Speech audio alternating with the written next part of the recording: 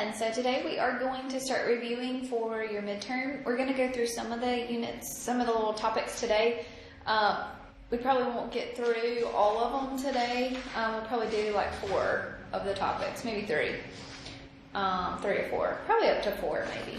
So I'm probably not going to go through every single question. I may just kind of hit and miss the questions, kind of set them up for you, because I think that y'all have done so well this semester. I feel like this is all going to just be a quick and easy review. Okay?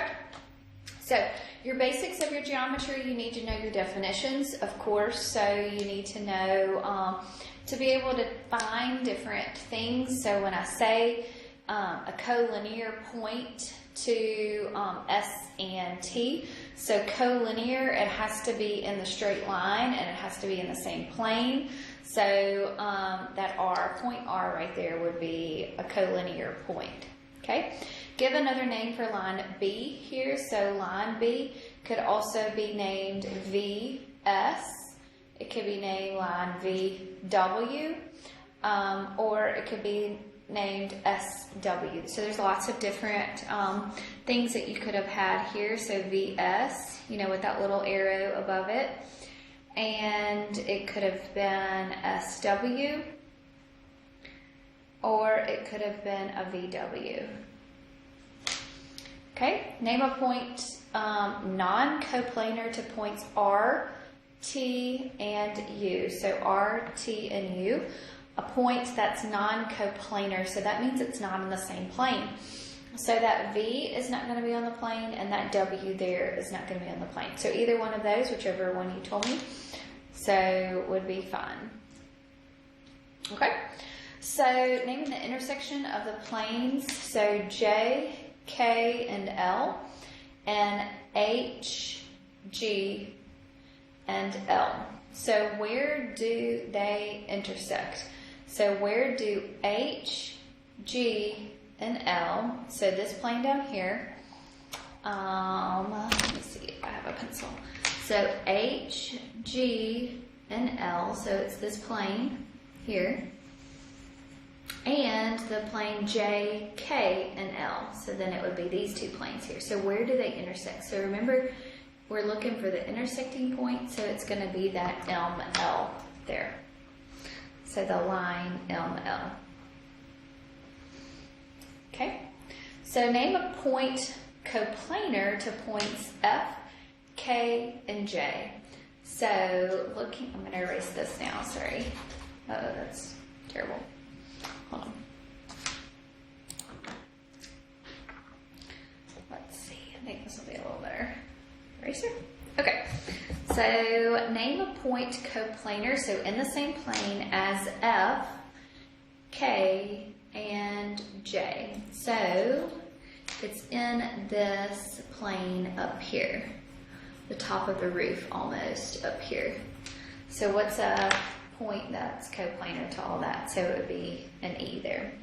Okay, our points E, J, G, coplanar, are E, J, G, E, J, G. So are these coplanar? Okay, technically yes. It's kind of weird, but if you were to connect these, so E, J, and G all the way down here to G, then these would connect inside a plane that's inside of that figure there. So yes, these would be coplanar. Okay. All right. So the distance formula, remember, is the square root of the difference of your x values squared plus the difference of your y values squared. The midpoint formula is then the addition, so you add your 2 x values and divide by 2, add your 2 y values and divide by 2, and this would be your midpoint. Your midpoint is an ordered pair, your distance is a length. Okay? Good? All right, so Let's look at number 5 here, because I think that y'all could probably work those pretty easily. So a segment has a midpoint, so I know what the midpoint is, okay, of 2 and -7. So 2 and -7 is the midpoint.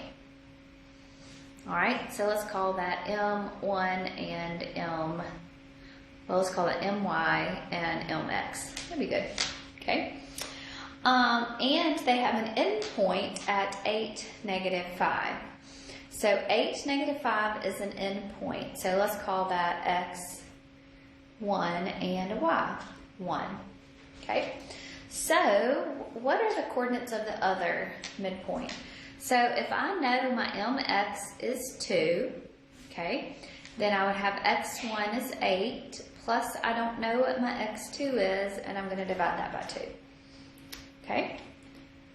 If I wanted to find the y2 of this, then it would be -7 is equal to the y value, which is -5, plus the y coordinate that we don't know that we want to find. So this is just some algebra here. Okay, multiply both sides by 2, so you'll have 4 is equal to 8 plus an x2. So your x is going to be a -4. Over here, you'll multiply both sides by 2, so you'll get a -14 is equal to a -5 plus y2. So add your 5, so y2 here is going to be a -9. So your points are going to be -4, -9. Okay? If x is the midpoint of wy, so that means that if x is the midpoint of wy here, okay, wx is going to be equal to this xy, right? So wx would be equal to xy, all right? Find xy. So they're going to be both equal to each other, okay? So if I know that wx right here is 3x minus 1, and I know the total distance is 10x minus 26, I also know that over here is going to be 3x minus 1, right?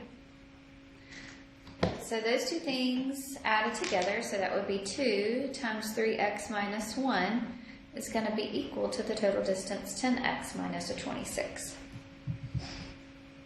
Okay, so 2 times 3x gives you a 6x minus a 2 is equal to 10x minus 26. Subtract your 10, so you'll get a -4x is equal to a -24. Divide both sides by -4, so x is going to be a 6. So xy is going to be equal to 3 times 6 minus a 1.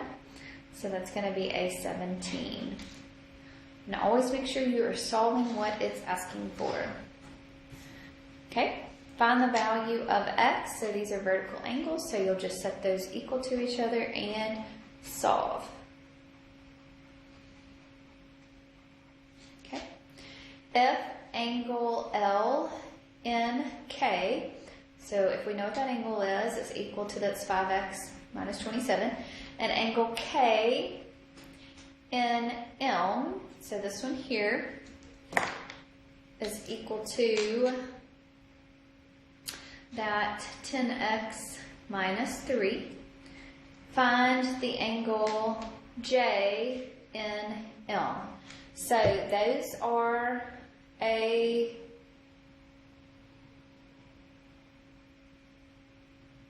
linear pair, right? So these are a linear pair here. Oh, JNM. I'm sorry. So, it wants to, I thought I'm looking at LNM. Okay. So what am I looking for here? So these are linear pairs. So these two are going to add together to be 180. So this is 5x minus a 27. So you would add these two together. So 5x minus 27 plus that 10x minus 3 is equal to 180. So we would solve here. So this would be a 15x minus a 30 is equal to a 180. So add your 30 here. So we'll have a 15x is going to be equal to a 210. So x is going to be equal to a 14. All right. So I want to find this measure JNM here. So these are vertical angles. So these two angles here are going to be equal. So if I plug this in for 5 times 14 minus a 27 and get that answer, it's going to tell me what this angle, the measure of angle J in M is. Okay?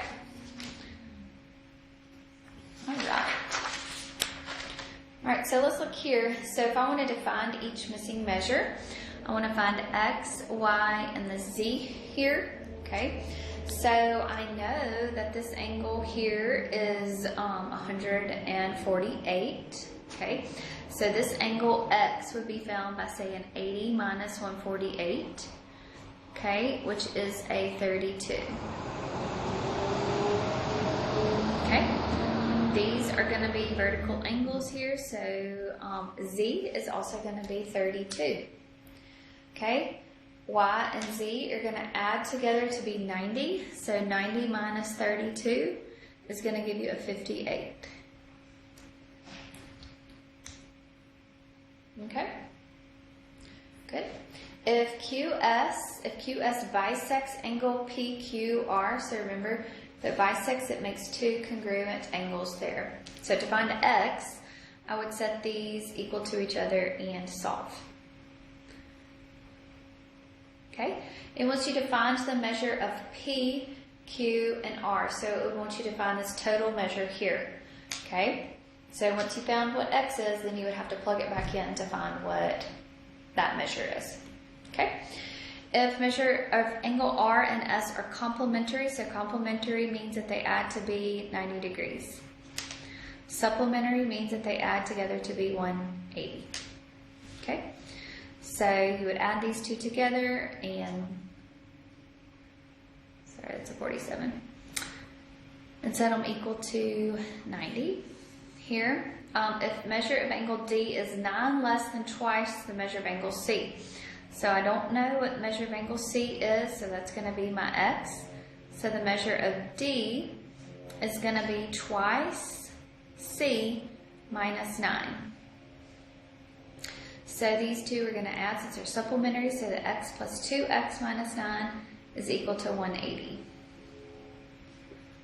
Okay, it wants you to find measure of angle D, so then you would find your X and plug it back in for up here. Okay? And solve for D. Okay? Good deal? Alright, so let's look here at part 2 here. So topic 2 is talking about logic statements. Okay? A conjunction, remember, is the caret top, so P. A disjunction would be the V. Okay? So it's read as P and Q. This one is read as P or Q. Okay? Alright, so let's look at these statements here. Dallas is in Texas. So what is the truth value of this one? Dallas is in Texas. That's true, right? All birds can fly. A penguin is considered a bird. Remember, that one really can't fly, so that would be a F, false there. Complementary angles are always congruent, and that is false. Complementary just means that they add together to be 90. Okay?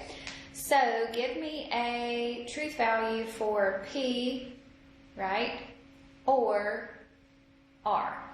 So P or R. So P is true.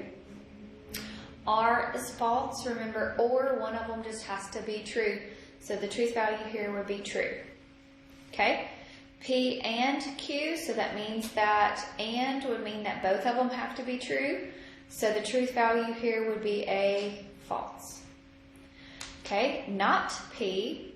So if it said not P, that would be false. Or Q, and Q is false.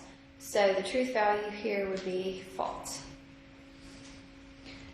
Okay, not Q, so that would be true now. And not R, so that would be true. So the truth value here would be true. Okay? A conditional statement is if P, then Q, right? So P given Q here. The inverse is not P. It implies not Q. converse just reverses Q. If Q, then P.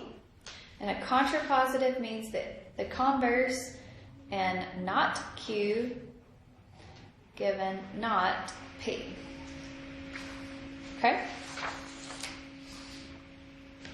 All right. So, here we've got two angles are adjacent and they form a linear pair. Use the following statements to write conditional statements. So my conditional statements are if two angles are adjacent, then they form a linear pair. So if two angles, and y'all did really good on this test, so I feel like y'all can do this. If two angles are adjacent, then they form a linear pair.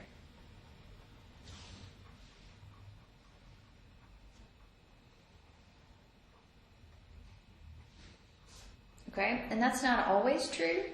Okay, that's not always true, so that would have to be false there because it's not always true. Not always adjacent angles form a linear pair because you may have a linear pair where there's like a bunch of angles inside here. So you got 1, 2, 3, 4, 5 angles inside here. So not always are two linear pair angles right there going to be, or adjacent angles here are not always going to be equal to 180. Okay? The inverse here, so the inverse means not P implies not Q. Okay? So if two angles are not adjacent, then they do not form a linear pair. And this one is actually going to be true.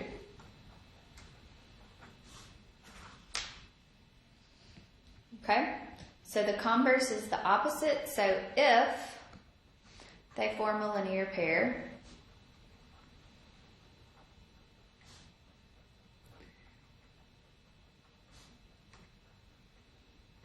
then the two angles are adjacent. And that's true.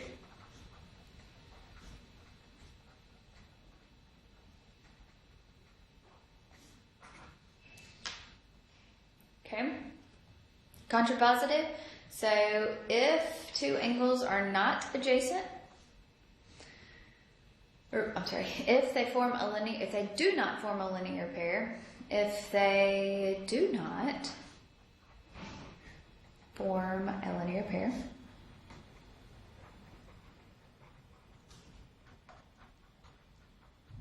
then they are not adjacent angles. Sorry, I kind of messed that up there. Then let's say two angles are not adjacent. I'm sorry, I messed that up a little bit. All right, so if they do not form a linear pair, then the two angles are not adjacent. So that would be a false. That's not always a true statement there. Okay, biconditional is if and only if. Okay, remember, so P both ways. Okay, so it has to imply both ways. So P, if and only if. Okay. All right, lines are perpendicular if and only if they intersect at a right angle. Okay, that is true. It is midnight if and only if it is dark outside. That is false. It can be dark at 5 o'clock like it is these days. Triangles are congruent if and only if their corresponding parts are congruent. That is true. All right, remember your law of detachment means that given P, given Q, so if P, then Q, and then you know that P exists, so then we can apply that Q is going to be true. Okay? Syllogism is if P, then Q. If Q, then R, then P implies R. Okay? Alright, so if the kicker makes the field goal, then the team will win the game. If the team wins the game, then they will move on to the playoffs. So I have the same thing right here. Okay? So our conclusion can be, if the kicker makes a field goal, then they will move on to the playoffs. So this would be the law of syllogism.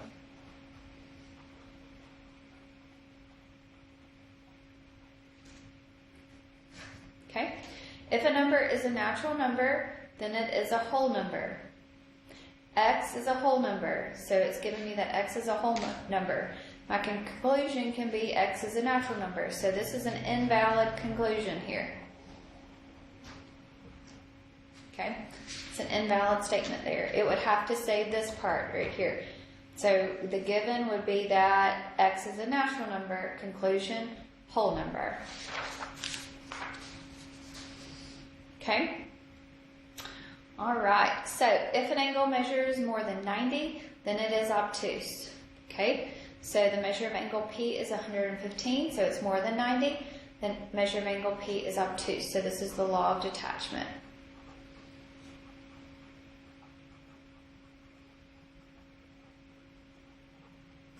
Alright, so let's look at Venn diagrams. Remember, that's where they intersect. So some multiples of 3 are even numbers. So that means that those would intersect each other. Okay, some multiples of 3. So this would be considered my multiples of 3 over here, are even. All triangles are polygons. So every single triangle, so that's going to be inside here. So my triangles are inside here. So all triangles are polygons. So polygons are on the outside. No trapezoids are parallelograms, so these are not going to intersect. So these are going to be trapezoids and parallelograms.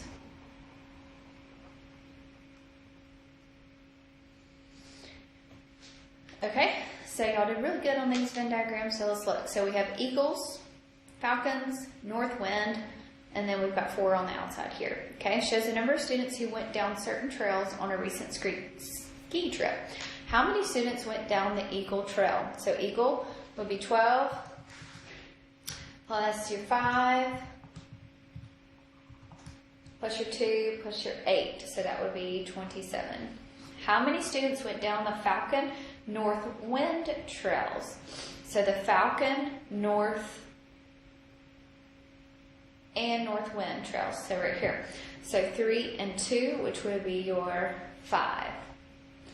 Okay, how many students went down the Eagle or Falcon? Okay, so Eagle or Falcon. So 12 plus your 10.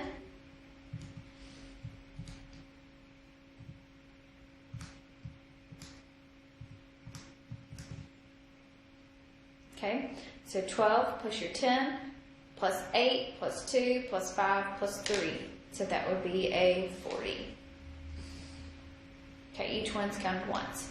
How many students went down all 3 trails? So all 3 of them where they intersect each other would be 2. How many students went down the Falcon or the North Wind trail but not the Eagle trail? So how many students went down the Falcon or North Wind? So either or, but not the Eagle. Okay, so we'll take all of those out. So that would be what, 29. Okay. All right, I think we can do 4. Let's do 4 quickly here. So if angle ABC is congruent to angle CBD, then angles CBD is also congruent to ABC. So that is what? The symmetry property. Okay, symmetric property here. Symmetric, so that would be G. Okay? If VW plus WY is equal to ZY, and VW plus WY is equal to XZ, then these two things are going to be equal to each other.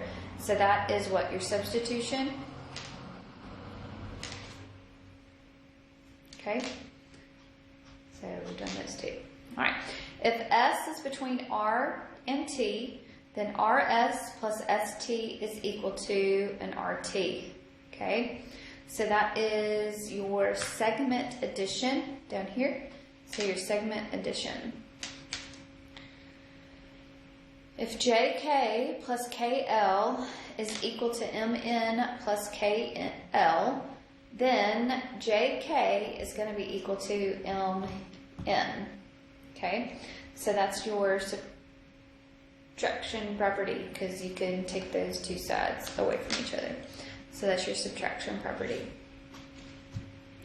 If measure of angle A is equal to measure of angle C, and measure of angle C is equal to measure of angle D, okay, then measure of angle A is going to be equal to measure of angle D here. Okay, so that's your transitive property. If PQ is equal to QT, then PQ plus RS is equal to QT plus RS. So that is your addition property. Measure of angle DEF is equal to measure of angle DE and F. Reflexive, when you repeat it twice right there. For 1/2 XZ is equal to XY, then XZ is equal to 2 times your XY there. So that's a multiplication. If measure of angle L, M, and N is equal to measure of M, N, and P, then measure of angle L, M, and N is congruent to measure of M, N, and P. Whew. And that's the definition of congruency there. Okay, so we need to remember these so that we can do our proving. Okay, that'll be, I think, the next little set, the topics. Okay, all right, so I want y'all to keep finishing and keep working. Tomorrow we'll go through, 5, 6, and 7 probably. I think we can get through 5, 6, and 7 probably tomorrow. And then that'll leave us with 8 and 9 the next day.